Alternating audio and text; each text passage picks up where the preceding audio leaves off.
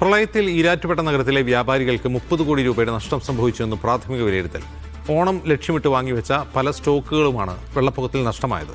സർക്കാർ 1 ലക്ഷം രൂപയെങ്കിലും നഷ്ടപരിഹാരമായി ഓരോ വ്യാപാര സ്ഥാപനങ്ങൾക്കും അനുവദിക്കണമെന്നാണ് വ്യാപാരികളുടെ ആവശ്യം. ഓണം പ്രമാണിച്ച് വന്ന ലക്ഷങ്ങളുടെ സ്റ്റോക്കാണ് ഇപ്പോൾ നമുക്ക് നഷ്ടമായിരിക്കുന്നത്.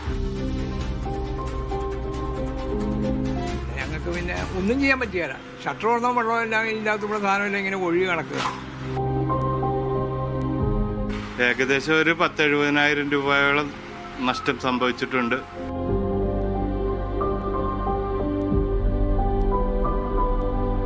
സർവ്വതും നശിപ്പിച്ച പ്രളയത്തിൽ ഈരാറ്റുപേട്ടയിലെ വ്യാപാരികൾക്കുണ്ടായത് കനത്ത നാശനഷ്ടമാണ്.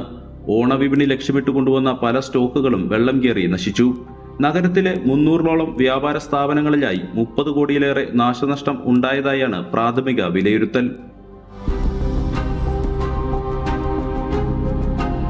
ഏകദേശം 300ഓളം വ്യാപാരികൾക്ക് 30 കോടി രൂപയുടെ നഷ്ടമാണ് സംഘടന കണക്കാക്കുന്നത്.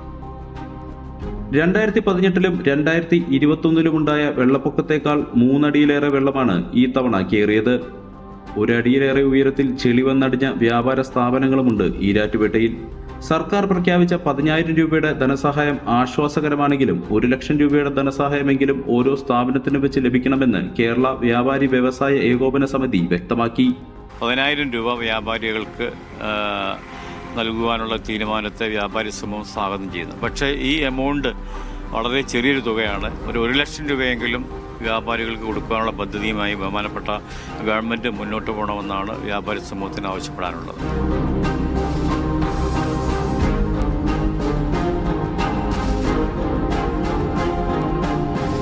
മീഡിയ 1 കോട്ടയം.